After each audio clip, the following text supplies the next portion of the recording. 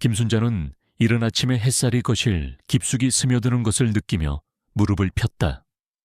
삐걱거리는 관절에서 세월의 무게가 느껴졌지만 그녀의 손길이 닿은 집 안곳곳은 윤이 나는 마룻바닥처럼 정갈했다. 30년 전 먼저 세상을 떠난 남편과 함께 서툰 솜씨로 못을 박고 페인트를 칠했던 이 집은 단순한 벽돌 건물이 아니었다. 그것은 그녀의 삶 그 자체였고 모든 벽과 기둥에는 땀과 눈물 그리고 웃음의 기억이 켜켜이 쌓여 있었다. 그녀는 작은 정원으로 나가 무성하게 자란 깨십과 상추를 땄다. 흙냄새가 섞인 싱그러운 풀향기가 그녀의 폐부를 가득 채웠다. 이 작은 정원은 그녀가 유일하게 자신의 뜻대로 가꿀 수 있는 세상이었다. 자식 농사만큼은 마음대로 되지 않았지만 땅은 달랐다. 정성을 쏟는 만큼 정직한 결실을 돌려주었다. 그녀는 오늘 저녁 딸 내외가 좋아할 쌈 채소를 정성껏 다듬으며 희미한 미소를 지었다. 오후가 되자 전화벨이 울렸다. 액정에 뜬 우리 딸이라는 이름에 순자의 심장이 작게 내려앉았다. 기쁨보다는 불안감이 먼저 찾아오는 것은 언제부터였을까? 민서야. 잘 지내니? 그녀의 목소리는 언제나처럼 따뜻했지만 수화기 너머로 들려오는 딸의 목소리는 강남의 찬 바람처럼 사무적이었다. 네, 엄마. 바빠요. 오늘 저녁에 지훈 씨랑 잠시 들를게요. 뭐 따로 준비하지는 마세요. 그냥 얼굴만 보고 갈 거니까 준비하지 말라는 말은 언제나 가장 어려운 숙제였다. 딸의 그 말은 귀찮게 하지 말라는 뜻인 동시에 무엇을 준비하든 내 마음에 들지 않을 것이라는 의미를 내포하고 있었다. 순자는 수화기를 내려놓자마자 앞치마를 둘러맸다. 그녀는 딸의 차가운 목소리에서 느껴지는 공허함을 자신이 만든 음식에 온기로라도 채워주고 싶었다. 그것이 그녀가 평생을 바쳐 딸을 사랑해온 유일한 방식이었다. 그녀는 몇 시간 동안 쉴 새 없이 움직였다. 사위가 좋아하는 갈비찜을 위해 최상급 갈비를 골라 핏물을 뺐고 딸이 어릴 적 좋아했던 잡채를 만들기 위해 온갖 채소를 정성껏 볶아냈다. 냉장고 가득 정갈하게 담긴 밑반찬들이 그녀의 분주함을 증명해주고 있었다. 이 모든 음식을 준비하는 동안 그녀는 딸과 함께했던 행복했던 시절을 떠올렸다.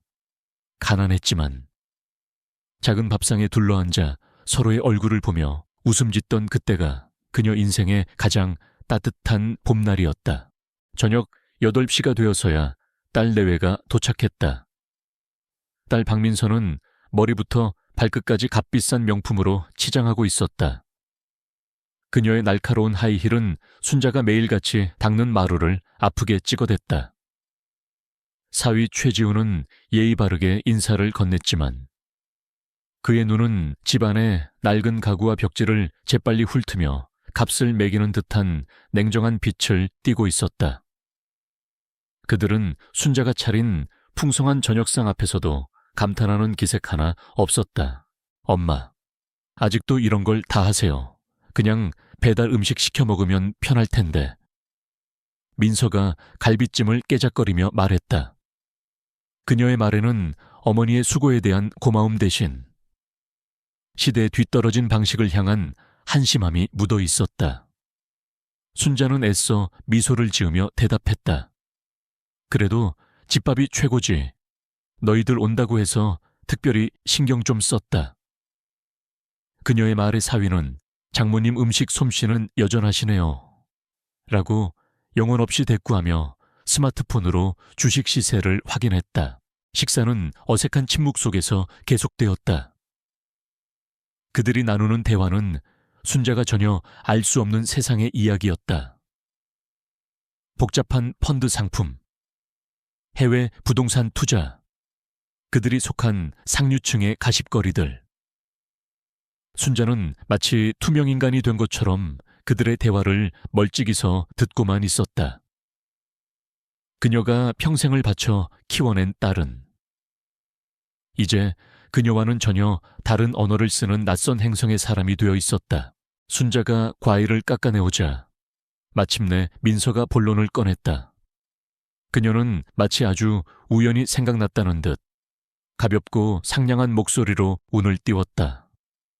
엄마, 제 친구 어머님이 얼마 전에 집에서 넘어지셔서 크게 다치셨대요. 혼자 계시다가 발견이 늦어져서 큰일 날 뻔했다지 뭐예요. 그녀는 걱정스러운 표정을 지으며 순자의 손을 잡았다. 그 손길은 부드러웠지만 어딘지 모르게 차가웠다. 사위 최지훈이 아내의 말을 자연스럽게 이어받았다. 네, 장모님, 저희가 늘 걱정입니다. 이렇게 넓은 집에 혼자 계시는 것도 그렇고 연세도 있으신데 혹시라도 무슨 일 생기시면 어떡해요? 그는 마치 환자에게 병을 설명하는 의사처럼 논리적이고 차분한 목소리로 말을 계속했다. 그래서 저희가 좀 알아봤는데 요즘에는 시설 좋은 실버타운이 아주 많더라고요.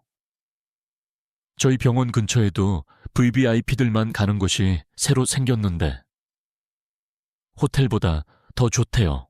그 순간 순자는 설거지를 하려다 말고 그 자리에 얼어붙었다. 실버타운. 그 단어가 예리한 비수처럼 날아와 그녀의 심장에 박혔다. 딸과 사위는 계속해서 그곳이 얼마나 천국 같은 곳인지를 설명했다. 최고급 식단, 24시간 의료 서비스, 온갖 여가 활동과 동년배 친구들까지. 그들의 말은 한없이 자상했지만 그 이면에 숨겨진 진짜 의미를 순자는 알아차렸다. 이제 그만 이 집에서 나가주세요. 라는 차가운 속삭임이었다. 순자는 아무 말도 할 수 없었다. 그녀의 시선은 거실 벽에 걸린 낡은 흑백 사진으로 향했다. 젊은 시절의 남편과 갓난아기인 민서를 품에 안고 환하게 웃고 있는 자신의 모습. 그들은 이 집에서 민서를 키웠고 민서의 웃음소리와 울음소리가 이 집의 모든 벽에 스며들어 있었다. 그런데 이제 그 딸이 이 집의 모든 기억을 지워버리고 자신을 내쫓으려 하고 있었다. 부담이라는 단어가 그녀의 뇌리를 맴돌았다. 그녀의 침묵을 긍정의 신호로 오해한 민서는 의기양양하게 가방에서 두꺼운 책자 하나를 꺼냈다. 더 포레스트 VVIP 실버타운이라는 금박글씨가 박힌 고급스러운 브로셔였다. 엄마, 한번 보세요. 정말 좋아요. 이건 저희를 위해서가 아니라 엄마 자신을 위해서 드리는 선물이라고 생각하세요. 그 위선적인 마지막 한마디가 순자의 남은 미련마저 산산조각냈다. 선물이란 주는 사람이 아니라 받는 사람이 기뻐해야 하는 법이었다.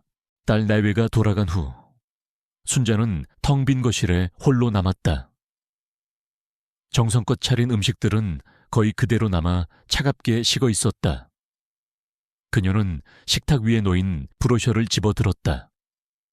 광택이 나는 종이 위에는 값비싼 옷을 입은 노인들이 가짜처럼 행복한 미소를 지으며 와인잔을 부딪히고 있었다. 그곳은 아름다웠지만 영혼은 없는 화려한 감옥처럼 보였다. 그녀의 메마른 눈에서 마침내 뜨거운 눈물 한 방울이 떨어졌다. 눈물은 브로셔 위로 번지며 행복하게 웃고 있는 노부부의 얼굴을 얼룩지게 만들었다. 첫 번째 균열은 그렇게 소리 없이 시작되었다. 그날 이후 김순자의 집 안공기는 미묘하게 달라졌다. 모든 것이 그대로였지만 아무것도 예전 같지 않았다. 식탁 위에 놓인 더 포레스트 VVIP 실버타운의 브로셔는 마치 불길한 예언서처럼 그녀의 시선이 닿을 때마다 조용한 압박을 가했다. 순자는 애써 그것을 외면하며 딸의 철없는 제안이 그저 하룻밤의 해프닝이기를 바랐다. 하지만 그녀의 바람과 달리 딸 박민서의 공세는 이제부터가 시작이었다. 전화가 눈에 띄게 잦아졌다. 이전에는 한 달에 한두 번 하던 안부 전화가 이제는 이틀에 한 번꼴로 걸려왔다. 민서의 목소리는 의도적으로 밝고 상냥했다. 그녀는 어머니의 건강을 묻는 척하며 교묘하게 실버타운의 장점들을 늘어놓았다. 엄마, 거기 도에 강좌가 그렇게 인기래요. 엄마도 옛날에 흙 만지는 거 좋아하셨잖아요. 식사도 호텔 셰프가 와서 직접 해준대요. 이제 힘들게 부엌일 안 하셔도 돼요. 민서의 말들은 꿀처럼 달콤했지만 그 안에는 독이 든 가시가 숨어 있었다. 그녀는 어머니의 취미와 고된 삶을 위하는 척하며 실제로는 어머니의 모든 것을 현재의 삶에서 지워버리려 하고 있었다. 순자는 아무 대답 없이 수화기 너머로 들려오는 딸의 목소리를 듣고만 있었다. 그녀의 침묵이 길어질수록 민서의 목소리는 조금씩 날카로워졌다. 마치 인내심의 한계를 시험당하는 사람처럼. 며칠 후 민서는 예고도 없이 다시 집을 찾아왔다. 이번에는 혼자였다.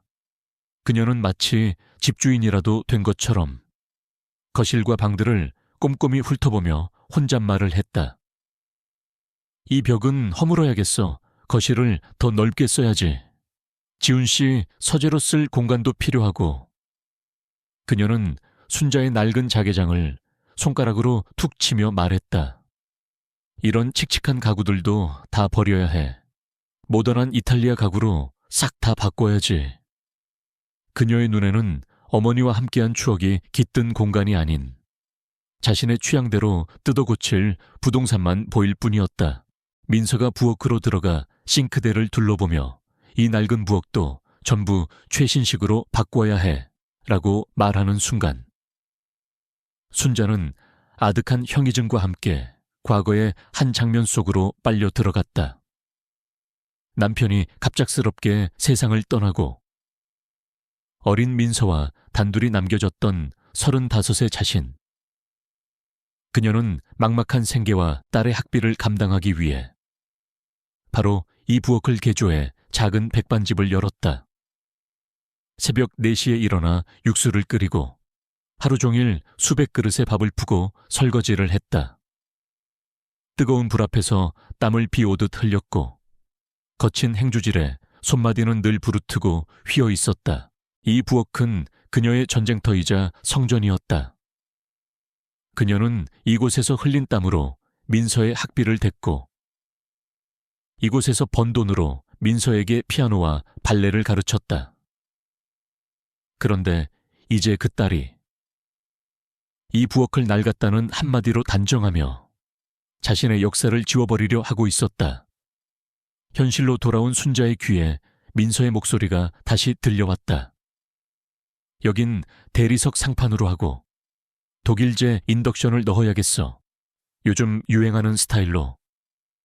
그녀는 어머니의 얼굴에 스치는 깊은 슬픔을 전혀 읽지 못했다. 그리고 엄마 방은 나중에 우리 아이 공부방으로 만들면 딱 좋겠다. 민서의 이 한마디는 순자의 가슴에 또 다른 기억의 파편을 불러일으켰다. 민서가 그토록 원하던 명문대에 합격하던 날, 순자는 기쁨의 눈물을 흘리며 남편이 남긴 유품 중 가장 아끼던 벼루와 붓들을 전당포에 맡겼다. 그리고 그 돈으로 딸의 첫 등록금을 마련했다. 딸의 성공을 위해서라면 자신의 과거, 자신의 추억쯤은 얼마든지 팔 수 있었다. 민서의 빛나는 미래는 순자의 희생을 걸음 삼아 피어난 꽃이었다. 하지만 그 꽃은 이제 자신을 키워낸 뿌리를 경멸하고 있었다. 순자는 깨달았다. 자신의 희생과 헌신은 딸에게 고마운 기억이 아니라 지워버리고 싶은 부끄러운 과거일 뿐이라는 것을. 딸은 어머니의 가난과 노동 위에서 이룬 자신의 성공을 부정하고 싶어 했다. 그래서 어머니를, 그리고 어머니의 모든 흔적이 담긴 이 집을 자신의 인생에서 깨끗이 도려내고 싶어 하는 것이었다. 민서는 어머니의 흔들리는 눈빛을 자신의 설득이 먹히고 있다는 증거로 확신했다. 그녀는 결정적인 쐐기를 받기로 마음먹었다. 엄마, 사실은 저희가 더 포레스트에 이미 예약금을 걸어놨어요. 그녀는 마치 대단한 선심이라도 쓰는 것처럼 말했다. 워낙 인기가 많아서 자리가 금방 없어진대요. 이건 엄마를 위한 저희 성이라고 생각하세요. 엄마가 결정만 하시면 바로 입주할 수 있어요. 그것은 더 이상 제안이 아니었다. 명백한 최후 통첩이었다. 민서는 자신의 뜻을 모두 전했다는 만족스러운 표정으로 집을 나섰다. 닫힌 현관문 뒤로 순자는 허탈하게 그 자리에 서 있었다. 딸의 탐욕은 이제 가면 뒤에 숨길 수 없을 만큼 노골적으로 드러나 있었다. 그녀는 천천히 집 안을 둘러보았다. 남편의 채취가 남아있는 안방, 민서의 키를 재며 그어놓은 문설주의 눈금, 달아빠진 소파, 이 모든 것이 자신의 삶이었고 자신의 전부였다. 그런데 딸은 이 모든 것을 단지 돈으로만 보고 있었다. 순자는 더 이상 슬프지 않았다. 슬픔이 지나간 자리에는 차가운 분노와 함께 서늘한 명료함이 자리 잡았다. 그녀는 평생을 딸을 위해 살아왔다. 딸이 원하는 것이라면 무엇이든 다 해주었다. 그렇다면 마지막으로 딸이 그토록 원하는 대로 이 집을 처분해주는 것도 나쁘지 않을 것 같았다. 다만 그 방식은 딸의 생각과는 아주 조금 다를 것이었다. 순자의 희미한 눈빛 속에 강철처럼 차가운 빛이 번득였다. 슬픔의 시간은 끝나가고 있었다. 딸 박민서가 예약금을 걸었다는 최후 통첩을 남기고 간 며칠 동안 김순자는 깊은 상실감의 늪에서 허우적거렸다. 그녀는 기계적으로 하루를 시작하고 마무리 지었다. 밥을 짓고 청소를 하고 정원을 가꾸는 모든 일상적인 행위들이 무의미하게 느껴졌다. 딸의 차가운 목소리와 선물이라고 포장된 잔인한 말들이 귓께서 떠나지 않았다. 평생을 바쳐 쌓아 올린 모녀관계라는 성이 실은 모래 위에 지어졌다는 사실을 마주하는 것은 고통스러운 일이었다. 그날 오후 순자가 정원에서 시든 토마토 잎을 떼어내고 있을 때였다. 익숙한 외제차 엔진 소리가 들리며 민서의 차가 대문 앞에 멈춰 섰다. 순자는 저도 모르게 몸을 굳혔다. 마침내 자신의 대답을 들으러 온 것이라고 생각했다. 그녀는 마음을 다잡고 피할 수 없는 대화를 위해 천천히 허리를 폈다. 하지만 민서는 차에서 내리지 않았다. 그녀는 운전석에 앉은 채 누군가와 격앙된 목소리로 통화를 하고 있었다. 차창이 미세하게 열려 있었다. 담벼락 옆에 서 있던 순자의 귀에 딸의 날카로운 목소리가 날아와 박혔다. 통화 상대는 사위 최지훈인 듯했다. 아니, 아직도 결정을 못 내리셨어. 정말 답답해 죽겠네. 노인네들 고집은 알아줘야 한다니까. 평소 순자 앞에서 연기하던 상냥함은 온데간데 없는 짜증과 경멸이 가득 섞인 본래의 목소리였다. 순자는 들리지 않는 척 조용히 제자리에 서 있었다. 순간 민서의 목소리가 더욱 격해졌다. 아마도 수화기 너머의 사위가 어머니를 좀 더 기다려드리자고 말한 모양이었다. 언제까지 기다려? 저 집 담보로 대출받아서 투자해야 할 게 얼마나 많은데 타이밍 놓치면 다 끝장이라고. 그리고 솔직히 저러다 갑자기 아프기라도 하면 어떡해. 수술비에 간병인까지. 진짜 짐 되기 전에 빨리 요양원으로 보내야 한다니까. 그 말은 천둥소리처럼 순자의 귓전을 때렸다. 담보 대출, 투자, 그리고 마지막으로 진짜 짐. 그 단어들은 순자의 심장을 산산조각 냈다. 딸이 자신을 걱정하는 척했던 모든 행동들이 가증스러운 연기였음이 만천에 드러나는 순간이었다. 어머니의 건강과 안전 따위는 안중에도 없었다. 처음부터 끝까지. 딸의 눈에 보인 것은 오직 이 집이 가진 금전적 가치뿐이었다. 평생의 추억이 깃든 이 집은 존중해야 할 유산이 아니라 자신의 욕망을 채우기 위한 담보물에 불과했다. 그리고 어머니라는 존재는 사랑해야 할 가족이 아니라 처분해야 할 잠재적 부채였다. 그 순간 순자의 내면에서 무언가 툭하고 끊어지는 소리가 났다. 며칠간 그녀를 짓누르던 깊은 슬픔이 거짓말처럼 증발했다. 그 자리를 채운 것은 슬픔이 아니었다. 그것은 모든 감정이 소거된 후 남은 수정처럼 차갑고 강철처럼 단단한 결심이었다.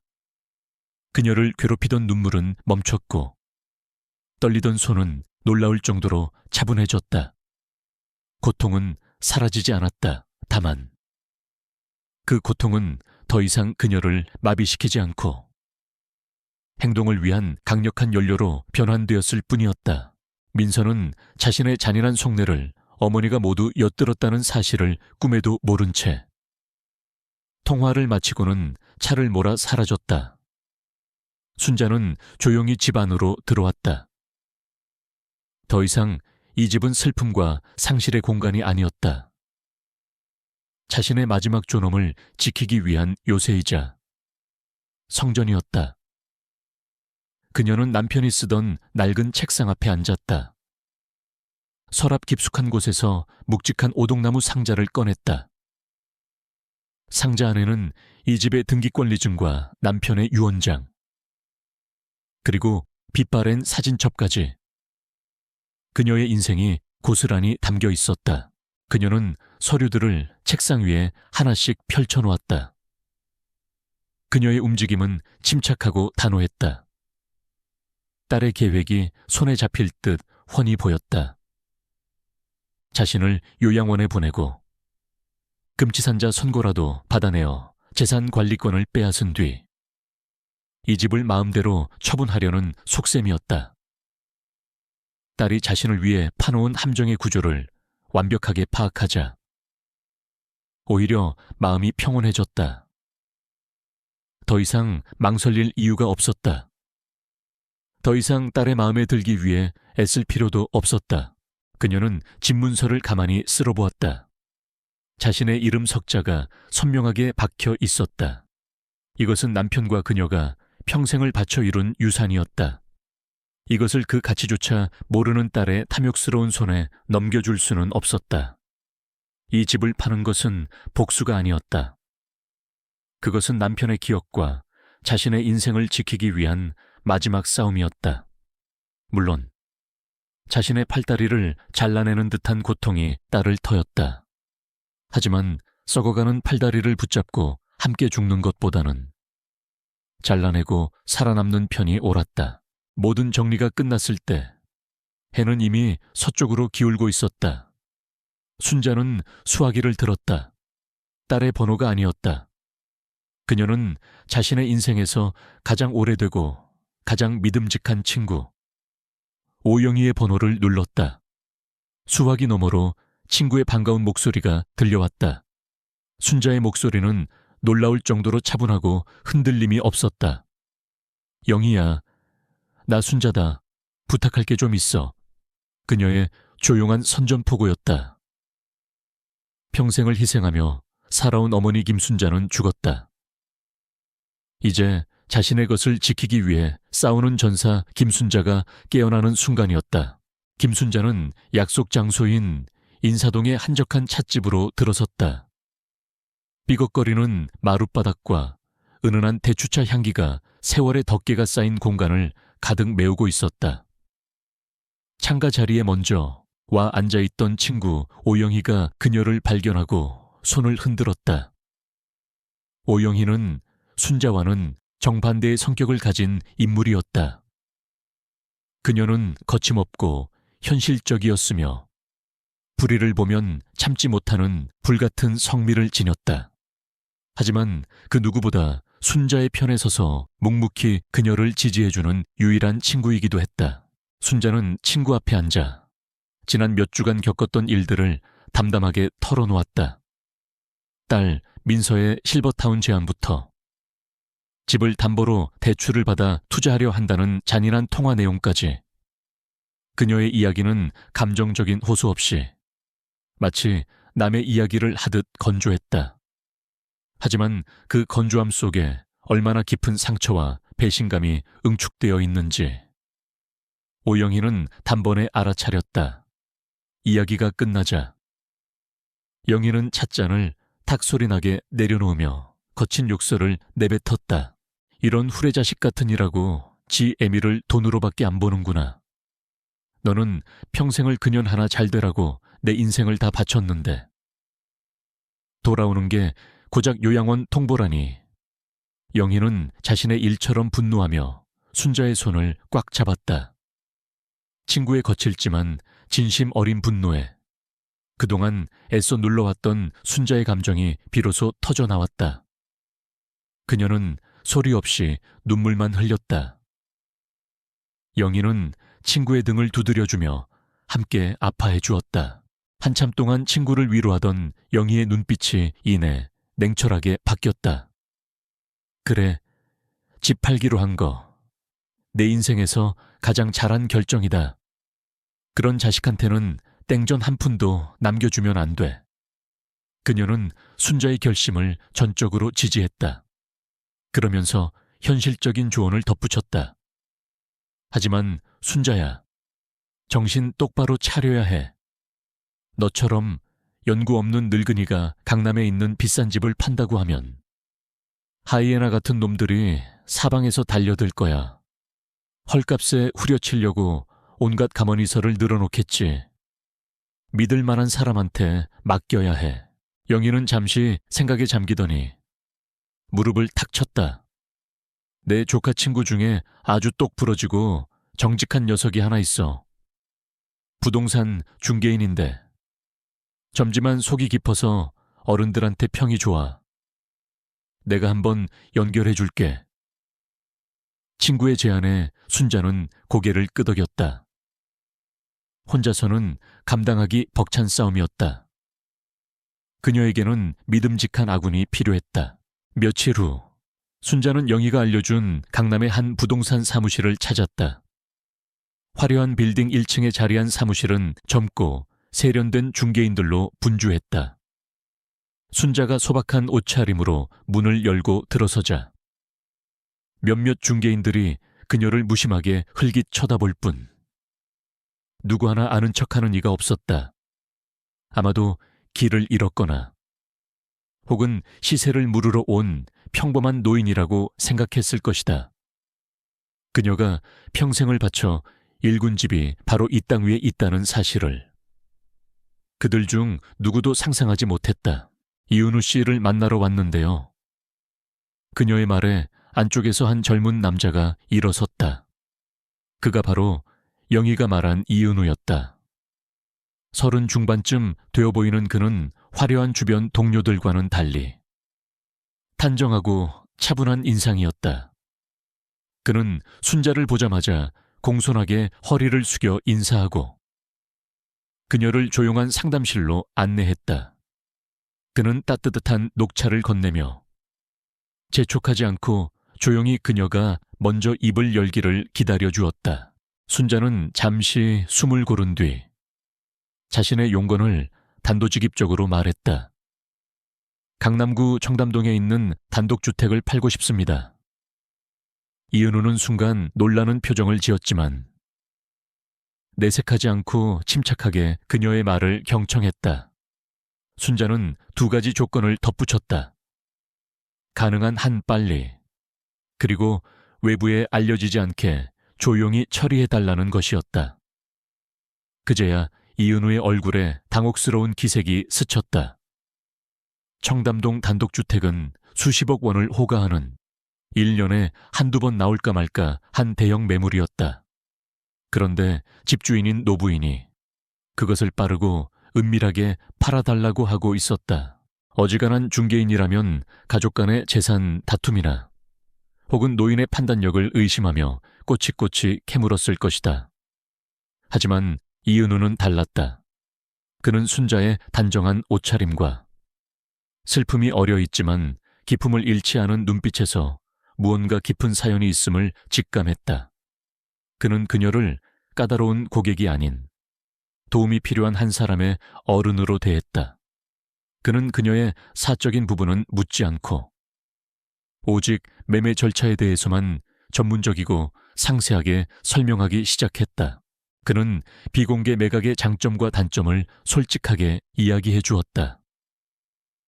어머님, 외부에 알리지 않고 조용히 진행하면 사생활을 보호하고 빠르게 거래를 성사시킬 수 있는 장점이 있습니다. 다만 공개적으로 매수 경쟁을 붙이는 것보다는 조금 낮은 가격에 거래될 가능성도 염두에 두셔야 합니다. 그의 투명하고 정직한 태도에 순자는 마음의 경계를 풀었다. 이 젊은이는 자신을 어수룩한 노인으로 보고 속이려 들지 않았다. 한 사람의 온전한 고객으로서 존중하고 있었다. 순자는 평생을 시장에서 장사를 하며 사람 보는 눈을 길러왔다. 그녀는 이은우의 눈에서 진심을 보았다. 그녀는 품속에서 집문서와 신분증을 꺼내 그의 앞에 내밀었다. 이은우 씨를 믿겠습니다. 모든 걸 맡아서 진행해 주세요. 그녀의 단호한 말에 이은우는 자신에게 주어진 신뢰의 무게를 느끼며 자세를 바로 했다. 그는 이 거래가 단순한 부동산 매매가 아님을, 한 사람의 인생이 걸린 중요한 일임을 깨달았다. 그는 그녀의 보이지 않는 전쟁에 기꺼이 충실한 아군이 되어주기로 마음먹었다. 사무실을 나서는 순자의 발걸음은 이전보다 한결 가벼워졌다. 몇 달 만에 처음으로 그녀는 자신이 딸의 계략에 끌려다니는 피해자가 아니라 자신의 운명을 스스로 개척하는 주체적인 존재가 된 기분을 느꼈다. 분주한 강남 거리의 인파 속으로 평범해 보이는 한 노인이 조용히 섞여 들어갔다. 그녀가 방금 거대한 혁명에 방아쇠를 당겼다는 사실을 그 누구도 눈치채지 못했다. 홀로 남은 사무실에서 이은우는 등기관리증을 보며 깊은 생각에 잠겼다. 그의 중개인 인생에서 가장 어렵고 또한 가장 의미 있는 거래가 될 것임이 분명했다. 김순자의 방역은 소리 없이 시작되었다. 그녀는 딸 박민서의 다음 전화가 걸려왔을 때 이전과는 전혀 다른 목소리로 응대했다. 평생을 곧고 꼿꼿하게 살아왔던 그녀의 목소리에는 이제껏 없었던 희미한 피로감과 망설임이 묻어 있었다. 민서야, 네가 보내준 책자를 다시 한번 봤는데 거기도 괜찮은 것 같더구나. 내가 조금만 더 생각해보마. 그녀의 이 작은 양보의 말은 사냥감을 몰아붙이던 민서에게는 승리를 예감케 하는 달콤한 신호탄이었다. 하지만 수화기를 내려놓는 순간 순자의 모든 것은 변했다. 늙고 지친 어머니의 모습은 온데간데 없이 사라지고 그 자리에는 냉철한 지휘관의 모습이 나타났다. 그녀는 책상 앞에 앉아 노트북을 켰다. 화면 속에는 젊은 부동산 중개인 이은우가 나타나 복잡한 부동산 매매 관련 세법에 대해 설명하고 있었다. 순자는 그의 말을 하나도 놓치지 않고 경청하며 변호사처럼 예리하고 핵심적인 질문들을 던졌다. 그녀의 명민함에 이은우는 몇 번이고 감탄해야만 했다. 이것이 그녀의 이중 생활이었다. 자신의 계략이 성공하고 있다고 확신한 민서는 점점 더 오만하고 방심하기 시작했다. 그녀는 이전보다 더 자주 집을 찾아왔지만 그 방문은 효심의 표현이 아닌 승리자의 과시와도 같았다. 그녀는 값비싼 홍삼 세트와 실크 스카프 따위의 선물들을 들고 와 마치 뇌물을 건네듯 어머니의 손에 쥐어주었다. 그러고는 실버타운에서의 행복한 노후에 대해 쉴 새 없이 떠들어댔다. 그녀의 말 속에는 어머니의 진짜 인생에 대한 존중 대신 자신의 시나리오대로 움직여주는 인형에 대한 만족감만이 가득했다. 순자는 완벽한 배우가 되어 자신의 역할을 수행했다. 그녀는 딸이 건네는 선물을 감격한 표정으로 받았고 실버타운에 대해 순진한 노인이나 할 법한 질문들을 던졌다. 거기 밥은 맛있니? 김치도 직접 담가서 주나? 나 같은 늙은이도 친구를 많이 사귈 수 있을까? 그녀의 모든 질문과 행동은 외롭고 세상 물정 모르는 늙은 어머니라는 민서의 편견을 더욱 강화시켰다. 자신의 오만함에 눈이 먼 민서는 어머니가 던지는 미끼를 의심 없이 덥석 물었다. 딸 앞에서 연기를 하는 동안 순자의 진짜 계획은 이은우와 함께 차질 없이 진행되고 있었다. 어느 날 이은우에게서 조심스러운 연락이 왔다. 완벽한 조건의 매수자를 찾았다는 것이었다. 매수자는 해외에 거주하는 교포 사업가로 고향에 계신 노부모님을 모시기 위해 집을 구하고 있었다.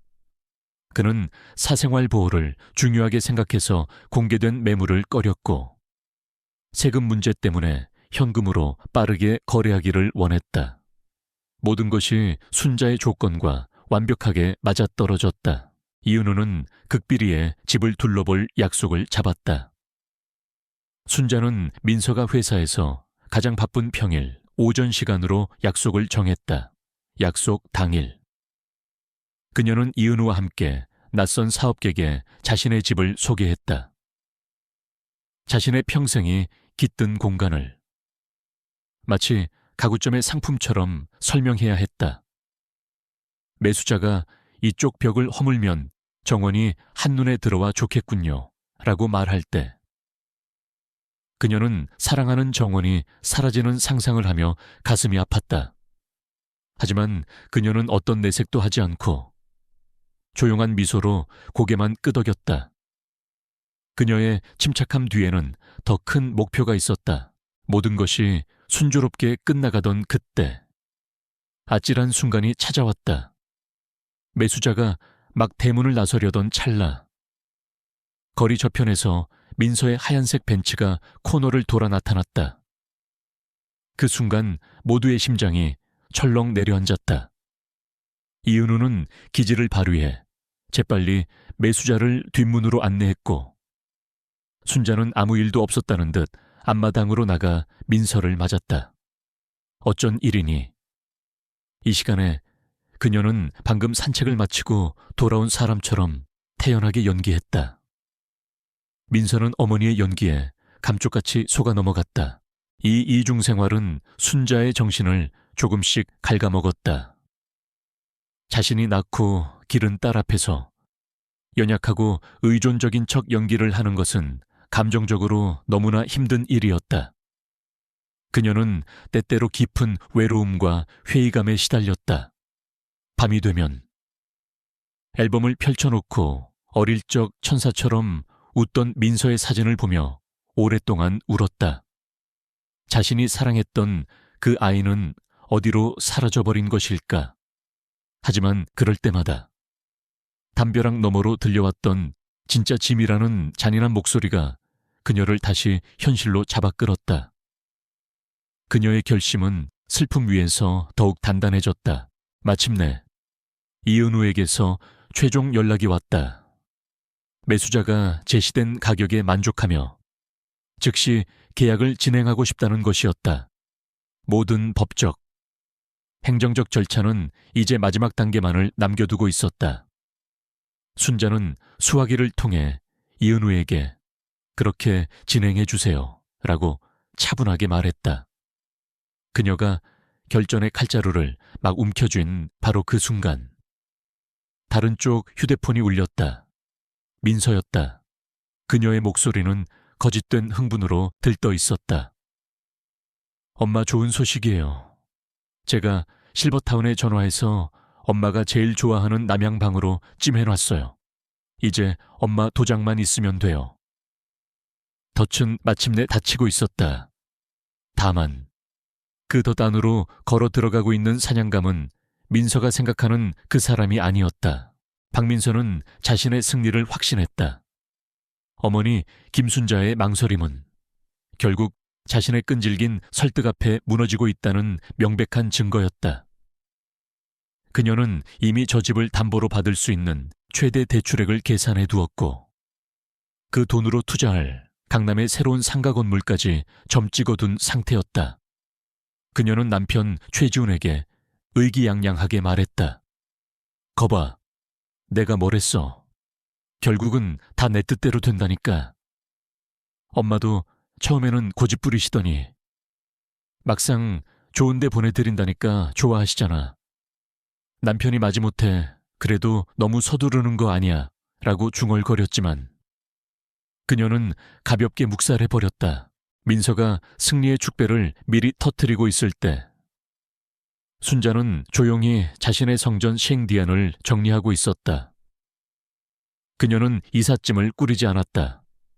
대신 지난 수십 년의 기억이 깃든 물건들을 하나씩 정리하며 과거와 작별 인사를 나누었다. 그녀는 작은 여행 가방 하나에 자신의 가장 소중한 것들만을 담았다. 달아빠진 남편의 손목시계, 민서의 어린 시절이 담긴 빛 바랜 앨범, 그리고 남편이 살아생전 써주었던 몇 통의 편지. 나머지는 모두 이 집에 남겨두고 떠나야 한다는 것을 그녀는 알고 있었다. 그것은 고통스러운 체념인 동시에 새로운 시작을 위한 해방의 의식이기도 했다. 자신의 오만함에 취한 민서는 이제 마지막 쐐기를 박아야겠다고 생각했다. 그녀는 어머니에게 전화를 걸어 거짓된 상냥함이 가득한 목소리로 말했다. 엄마, 내가 아는 유명한 인테리어 디자이너랑 같이 집에 한번 들를게. 집을 어떻게 고치면 좋을지 미리 아이디어 좀 얻어두려고. 엄마도 같이 보시고 어떤 스타일이 좋은지 말씀해 주시면 좋잖아. 그 뻔뻔하고 위선적인 제안에 순자는 순간 숨을 멈췄다. 하지만 이것이 자신의 결심을 시험하는 마지막 관문임을 직감하고 힘없는 목소리로 그럼하고 대답했다. 약속한 날 민서는 유행하는 옷을 입은 젊은 디자이너를 데리고 나타났다. 부유한 고객을 기쁘게 하는데 이골이 난 디자이너는 순자의 집 안으로 들어서자마자 노골적인 경멸이 담긴 눈으로 사방을 훑었다. 어머, 사모님, 이 벽지는 너무 촌스럽네요. 당장 뜯어내야겠어요. 세상에, 이 가구들은 전부 다 버려야겠어요. 공간만 차지하고 집안 분위기만 해치네요. 그의 입에서는 필터링 없는 평가들이 쏟아져 나왔다. 순자는 자신의 집에서 유령처럼 그들의 뒤를 따라다녀야 했다. 그녀는 남편이 자신을 위해 손수 짜주었던 책장이 있던 벽을 허물어야 한다는 대화를 들어야 했고 온 가족이 수천 번의 식사를 함께 했던 낡은 부엌 식탁을 내다 버려야 한다는 말도 들어야 했다. 가장 고통스러운 순간은 디자이너가 그녀의 어머니에게서 물려받은 그녀의 혼수품이었던 자개장을 손가락으로 가리키며 이런 건 고물상의 헐값으로 넘겨버리시죠. 라고 말했을 때였다. 민서는 조금의 망설임도 없이 고개를 끄덕였다. 네, 그러는 게 좋겠어요. 민서는 더 이상 어머니의 눈치를 보지 않았다. 마치 순자가 그 자리에 없는 사람인 것처럼 미래의 계획들을 거침없이 쏟아냈다.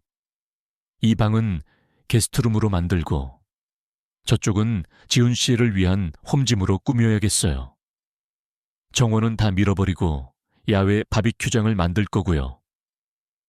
그녀는 자신의 탐욕과 승리감에 눈이 멀어 어머니의 얼굴에서 슬픔이 사라지고 그 자리를 섬뜩할 정도로 차가운 평온함이 채우고 있다는 사실을 전혀 눈치채지 못했다. 순자는 관객이 되어 자신의 딸이 얼마나 무자비한 사람인지를 마지막으로 확인하고 있었다. 그 시각 강남의 부동산 사무실에서 이은우는 분주하게 움직이고 있었다. 매수자는 약속대로 계약금 전액을 에스크로 계좌로 송금했다. 이제 내일 오전에 구청에 가서 등기 이전 서류에 마지막 도장을 찍는 일만 남아 있었다. 법적으로 이 집은 사실상 이미 순자의 소유가 아니었다. 민서가 자신의 왕국을 건설할 계획을 세우는 동안 그 왕국은 모래성처럼 허물어지고 있었다. 이보다 더 완벽한 아이러니는 없었다. 마침내 디자이너와 민서가 만족스러운 표정으로 떠나갔다. 집 안에는 귀가 먹먹할 정도의 침묵만이 남았다. 순자는 거실 한가운데 서 있었다. 디자이너는 철거하거나 버릴 벽과 가구들 위에 색색의 테이프를 붙여놓고 갔다. 그녀는 자신의 어머니의 유품인 자개장 위에 붙은 붉은색 X 표시를 가만히 내려다보았다.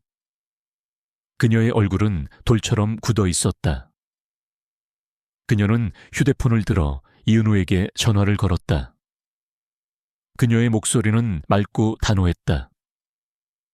이은우 씨, 내일 오전에 바로 등기 이전 처리해 주세요. 모든 준비는 끝났습니다. 덫은 놓아졌다. 마지막 장기말이 제자리에 놓였다. 이제 곧 폭풍이 몰아칠 터였다. 김순자는 등기 이전을 약속한 날, 동트기 전 이른 새벽에 눈을 떴다.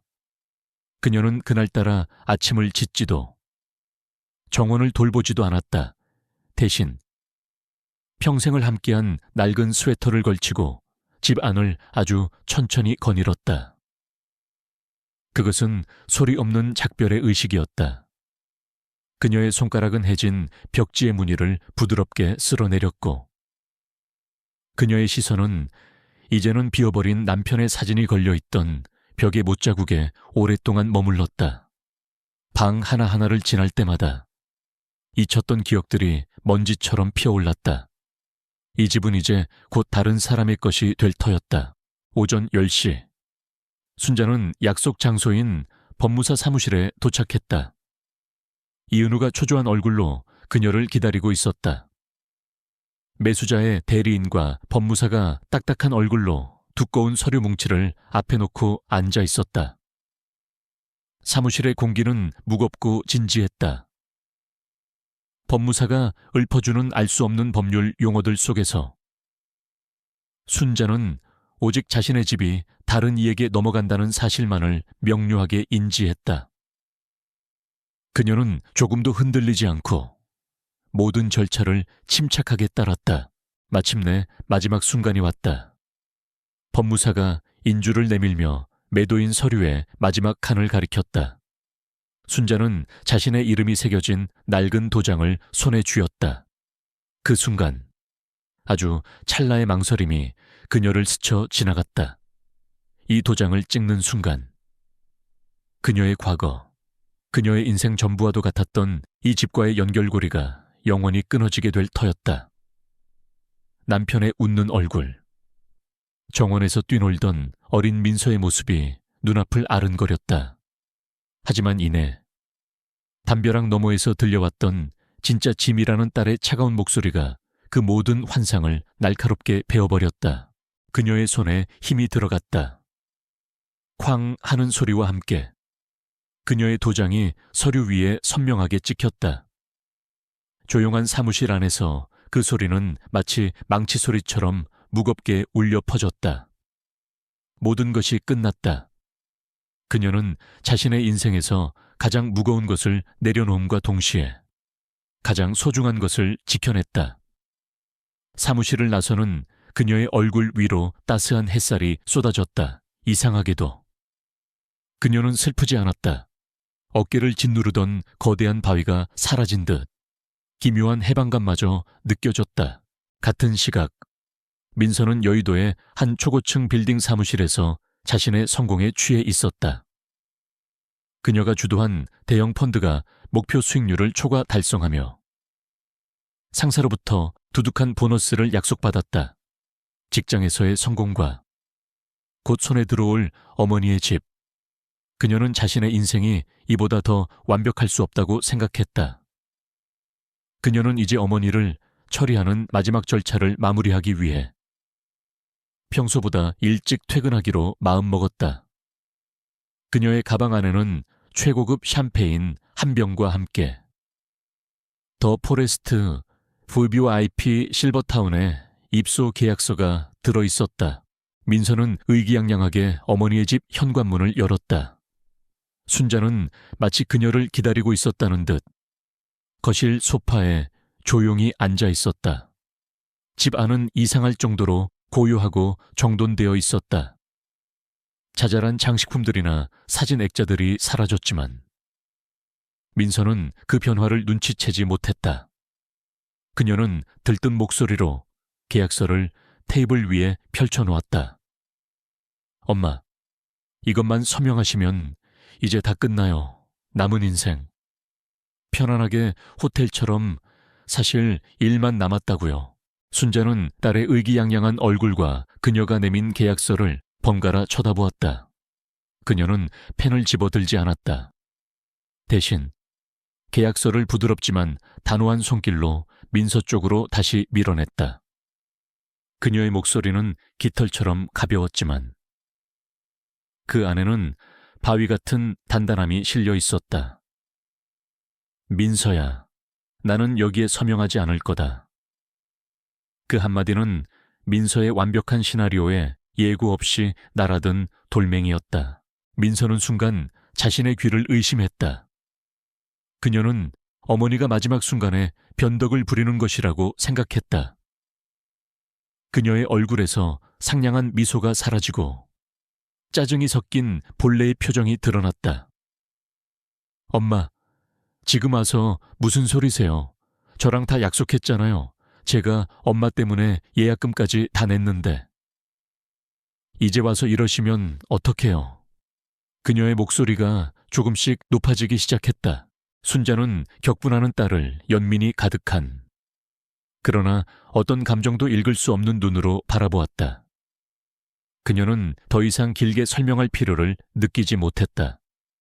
그녀는 자리에서 일어나며 마지막 말을 남겼다. 그럴 필요가 없어졌다. 그리고 너도 이제 곧 이 집에서 나가야 할 거다. 그 말은 민서에게는 도무지 이해할 수 없는 불길한 예언처럼 들렸다.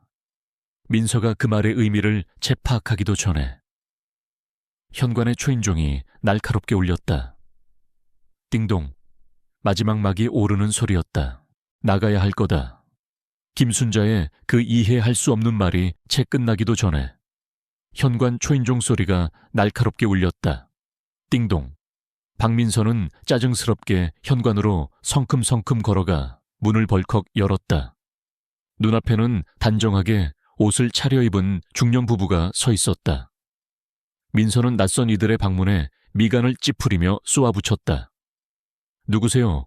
남자는 민서의 적대적인 태도에 잠시 놀란 듯 했지만 이내 정중하게 고개를 숙이며 자신을 소개했다. 안녕하세요. 오늘부터 이 집의 새로운 주인이 된 김진성이라고 합니다. 그는 품 안에서 방금 막 법무사의 직인이 찍힌 따끈따끈한 등기권리증 사본을 꺼내 보였다. 그의 말과 그가 내민 서류는 민서에게는 외계어처럼 들렸다. 그녀의 뇌는 그 정보를 처리하기를 거부했다. 민서는 어이가 없다는 듯이 웃음을 터뜨렸다. 뭐라고요? 지금 저랑 장난하세요. 이 집은 우리 엄마 집. 아니, 곧 제 집이 될 곳이라고요. 당장 안 가시면 경찰 부를 겁니다. 그녀는 문을 세게 닫으려 했지만 남자는 침착하게 손으로 문을 막았다. 바로 그때 순자가 딸의 등 뒤로 조용히 다가왔다. 그녀는 새로운 주인인 김진성 부부를 향해 공손하게 허리를 숙였다. 새 주인이 오셨군요. 어서 들어오세요. 집이 좀 어수선합니다. 어머니의 그 한마디는 민서에게는 사형 선고와도 같았다. 어머니의 침착한 인정. 그것은 이 모든 황당한 상황이 사실임을 확인시켜주는 마지막 비수였다. 집이 팔렸다. 자신이 평생을 당연하게 자신의 것이라고 믿어왔던, 자신의 미래와 부와 사회적 지위를 보장해줄 담보물이었던 이 집이 자신의 소나귀에서 영원히 사라져버렸다. 그녀의 눈앞이 하얘지고 다리가 후들거렸다. 그녀의 완벽했던 계획이, 그녀의 세계가 산산조각 나고 있었다. 부정과 불신은 이내 주체할 수 없는 분노로 변했다. 민서는 미친 사람처럼 어머니에게 달려들었다. 상냥한 딸의 가면은 산산조각 났고 그 자리에는 탐욕과 증오로 일그러진 본래의 얼굴이 드러났다. 엄마, 지금 이게 무슨 짓이에요? 제정신이세요? 어떻게 나한테 말 한마디 없이 집을 팔아요? 이 집이 어떤 집인데 엄마가 뭔데 멋대로 팔아. 그녀의 날카로운 비명이 거실을 찢었다. 하지만 순자는 더 이상 딸의 분노 앞에서 움츠러들지 않았다. 연약하고 순종적이던 늙은 어머니는 이제 그곳에 없었다. 그녀는 딸의 눈을 똑바로 마주 보았다. 그녀의 목소리는 낮고 조용했지만 그 어떤 구함보다도 무겁게 민서의 심장을 짓눌렀다. 이 집이 어떤 집이냐고, 네가 태어나고 자란 집, 네 학비를 대기 위해 내가 내 청춘을 바친 집, 그리고 네가 나를 진짜 짐이 되기 전에 내쫓아 버리려 했던 바로 그 집이다. 자신의 잔인한 말을 어머니의 입을 통해 다시 듣게 된 순간 민서는 말문이 막혔다. 그녀는 수치심과 분노로 온몸을 부들부들 떨며 남편 최지훈에게 미친 듯이 전화를 걸었다. 잠시 후 아내의 다급한 목소리에 한달음에 달려온 최지훈은 눈앞의 광경에 망연자실했다. 울부짖는 아내, 집주인 행세를 하는 낯선 부부, 그리고 돌처럼 차갑게 굳어있는 장모님. 상황을 파악한 그의 첫 반응은 장모님에 대한 분노가 아니었다. 자신들의 미래에 닥칠 금전적, 사회적 파장에 대한 공포였다. 장모님, 어떻게 이런 일을... 저희 투자 계획은 이제 어떡합니까? 집 담보 대출은 어떻게 하고요? 그의 이기적인 외침은 그 역시 이 추악한 계획의 공범이었음을 스스로 증명하는 꼴이었다. 순자는 자신의 딸과 사위를 번갈아 쳐다보았다. 한때는 세상의 전부였던 존재들이 이제는 너무나도 낯설고 초라해 보였다. 그녀는 분노가 아닌 차가운 연민이 담긴 목소리로 그들에게 마지막 판결을 내렸다. 너희들의 투자 계획은 내 알 바 아니다. 너희는 평생을 바친 나를 짐으로 여겼고 우리의 추억이 담긴 이 집을 고작 담보물로만 여겼지. 그래서 나는 내 짐을, 내 담보물을 내 뜻대로 처분했을 뿐이다. 아무 문제 없지 않니? 그녀의 말은 비수처럼 날아가 두 사람의 심장에 박혔다. 그들이 어머니에게 했던 논리를 그대로 돌려받은 것이다. 더 이상 이 추악한 가족 드라마를 지켜볼 수 없었던 새 주인 김진성 씨가 정중하지만 단호한 목소리로 말했다. 두 분, 이제 그만 제 집에서 나가주시겠습니까? 제 집이라는 그 단어는 마지막 확인 사살이었다. 완벽하게 패배하고 굴욕당한 민서와 지훈은 더 이상 버틸 힘도 명분도 없었다. 그들은 쫓겨나듯 집 밖으로 떠밀려 나왔다. 민서는 자신이 그토록 경멸했던 낡은 대문 앞 길바닥에 서서 이제는 남의 집이 되어버린 자신의 과거를 망연자실하게 바라보았다. 눈물과 불신으로 범벅이 된 그녀의 얼굴 위로 차가운 저녁 노을이 내리고 있었다. 그녀는 모든 것을 잃었다. 운명의 장난 때문이 아니었다. 오직 그녀 자신의 끝없는 탐욕 때문이었다. 창문 너머로 순자는 멀어져가는 딸의 뒷모습을 조용히 지켜보았다. 그리고 마침내 그녀는 미련 없이 등을 돌려 자신만의 새롭고 불확실하지만 자유로운 미래를 향해 첫걸음을 내디뎠다. 심판은 끝났다. 박민서는 자신의 고급스러운 독일제 세단 안에서 짐승처럼 울부짖었다. 방금 전까지 자신의 것이라고 믿었던 집에서 쫓겨난 충격은 그녀의 잘 교육된 이성과 세련된 교양의 껍데기를 단번에 벗겨냈다. 그녀는 값비싼 가죽 시트를 손톱으로 긁고 핸들을 미친 듯이 내려치며 소리를 질렀다. 그녀의 분노는 자신을 향하지 않았다. 대신 미친 늙은이가 되어버린 엄마와 무능력한 남편과 사기꾼 같은 새 집주인을 향해 저주를 퍼부었다. 남편 최지우는 아내의 히스테리를 위로하지 않았다. 그는 운전대를 잡은 채 싸늘하고 냉정한 눈으로 그녀를 관찰했다. 그는 처음으로 자신이 결혼한 여자의 본 모습을 보고 있었다. 자신이 원하던 것을 얻지 못하자 품위도 논리도 없이 발악하는 스포일드 차일드. 그는 아내가 그토록 어머니를 요양원으로 보내려 했던 이유가 그저 낡은 집을 팔아치워 위험천만한 투자의 돈을 쏟아붓기 위함이었다는 사실을 깨달았다. 자신의 의사 가문 명성에 흠집을 낼 수도 있는 추악하고 탐욕스러운 계획이었다. 그들의 결혼은 사랑이 아닌 사회적 지위와 야망이라는 거래 위에 세워진 성이었다. 그리고 지금 그 성의 가장 중요한 토대였던 재산이 무너지자 모든 것이 위태로워지기 시작했다. 그는 차갑게 입을 열었다. 이제 와서 소리치면 뭐가 달라져 당신 어머니가 아니라 당신이 자초한 일이야. 그의 목소리에는 경멸이 담겨 있었다. 민서는 남편의 냉담한 반응에 더욱 격분했지만 그녀의 분노는 더 이상 그에게 아무런 영향도 주지 못했다.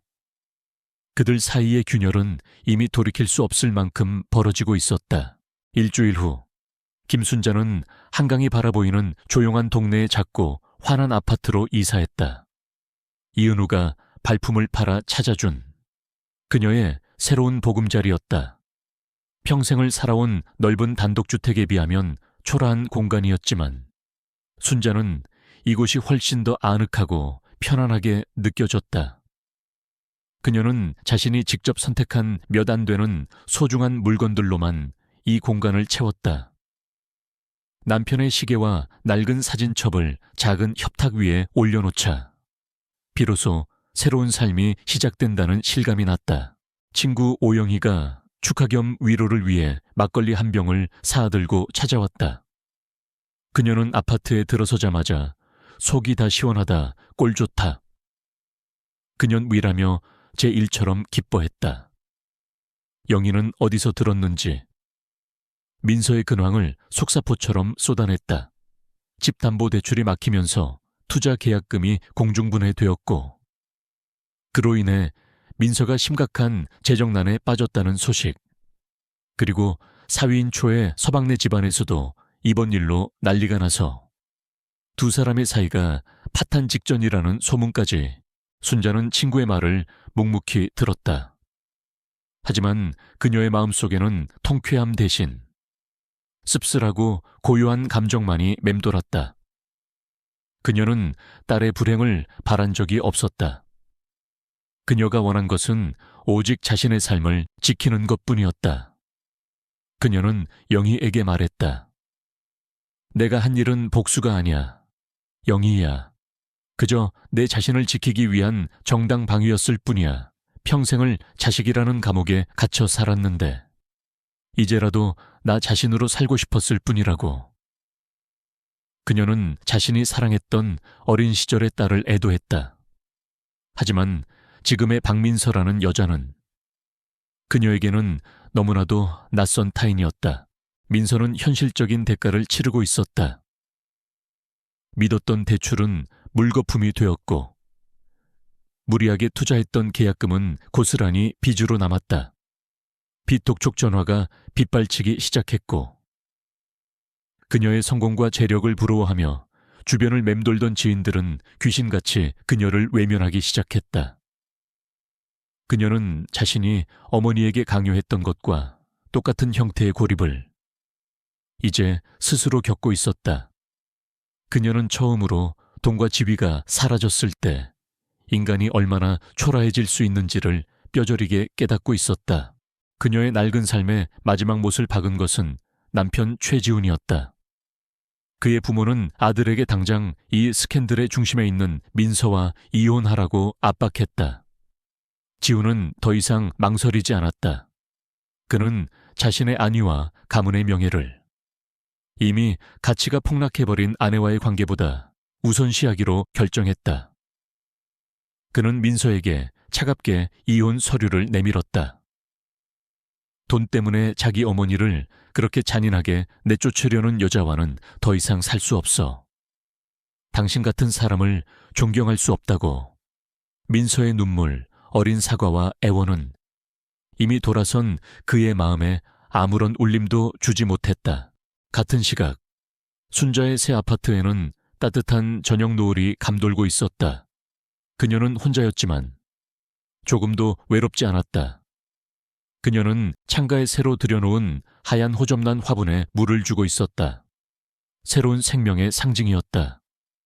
지난 수십 년간 그녀의 삶은 언제나 딸을 중심으로 돌아갔다. 딸의 성공이 그녀의 성공이었고 딸의 행복이 그녀의 행복이었다. 하지만 이제 그녀는 오롯이 자신만의 행복을 찾아 나설 참이었다. 폭풍이 지나간 자리에는 파괴가 아닌 고요하고 정화된 평온만이 남아있었다. 그녀는 마침내 살아남았다. 박민서라는 폭풍이 휩쓸고 지나간 지 6달이라는 시간이 흘렀다. 계절은 차가운 겨울을 지나 따스한 봄의 문턱에 서 있었다. 김순자는 더 이상 서울의 잿빛 아파트에 머물러 있지 않았다.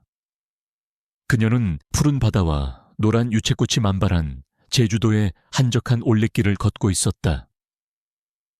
짠내 섞인 봄바람이 그녀의 희끗희끗한 머리카락을 부드럽게 스쳐 지나갔다. 평생 누군가의 아내로, 누군가의 엄마로만 살아왔던 그녀는 이제야 비로소 김순자라는 자기 자신의 이름으로 세상과 마주하고 있었다. 그녀는 집을 판 돈으로 사치를 부리지 않았다. 대신 평생 동안 마음속에만 품어왔던 소박한 꿈들을 하나씩 이루어 나가기 시작했다.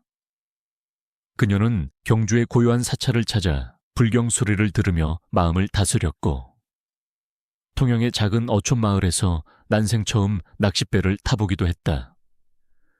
동네 문화센터에서는 젊은 시절 배우고 싶었던 민화 수업에 등록했다. 서툰 솜씨로 모란도를 그리며 그녀는 잊고 있던 자신의 색깔을 되찾아가고 있었다. 그녀의 주변에는 새로운 인연들이 생겨났다. 민화 수업에서 만난 비슷한 또래의 친구들과는 수다를 떨며 맛집을 찾아다녔고 여행지에서 만난 사람들과는 스스럼 없이 막걸리 잔을 부딪혔다.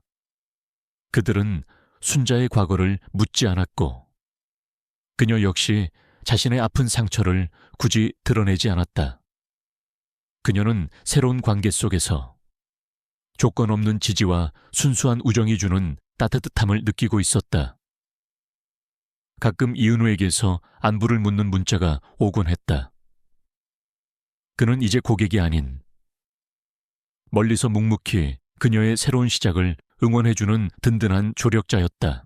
어느 봄날 오후 서울의 아파트로 잠시 돌아온 그녀에게 예고 없는 손님이 찾아왔다. 초인종 소리에 문을 열자 그곳에는 딸 박민서가 서 있었다. 이전의 화려하고 오만한 모습은 온데간데 없었다. 그녀는 값싼 트렌치코트를 입고 있었고 짙은 화장으로도 감출 수 없는 깊은 피로와 절망이 그늘처럼 얼굴에 내려앉아 있었다. 그녀는 이전보다 훨씬 더 마르고 초라해 보였다. 민서는 어머니의 집 안으로 들어서자마자 그 자리에 무너져 내리듯 든주 무릎을 꿇었다. 그녀는 처음에는 자신의 망가진 삶에 대해 하소연하며 모든 것이 엄마 탓이라는 원망을 쏟아냈다. 하지만 순자가 아무런 동요 없이 그저 자신을 내려다보기만 하자. 그녀의 원망은 이내 절박한 애원으로 바뀌었다. 그녀는 어린아이처럼 바닥에 엎드려 울며 순자의 바짓가랑이를 붙잡았다. 엄마, 제가 다 잘못했어요. 정말 죽을 죄를 지었어요. 제발 저를 용서해 주세요. 우리 다시 예전처럼 살아요. 네, 그것은 순자에게 주어진 마지막 시험이었다. 평생을 그래왔듯. 눈물 흘리는 자식 앞에서 마음 약해져 모든 것을 용서하고 다시 품에 안아주는 어머니의 역할로 돌아갈 것인가. 하지만 순자는 더 이상 과거의 김순자가 아니었다. 그녀는 딸을 증오하지 않았다. 다만 슬프고 명료한 눈으로 자신의 망가진 피조물을 바라볼 뿐이었다. 그녀는 조용히 그러나 단호한 목소리로 말했다. 일어나거라. 민서야, 남들 보기에 부끄럽다. 그녀는 딸을 일으켜 세워 소파에 앉혔다.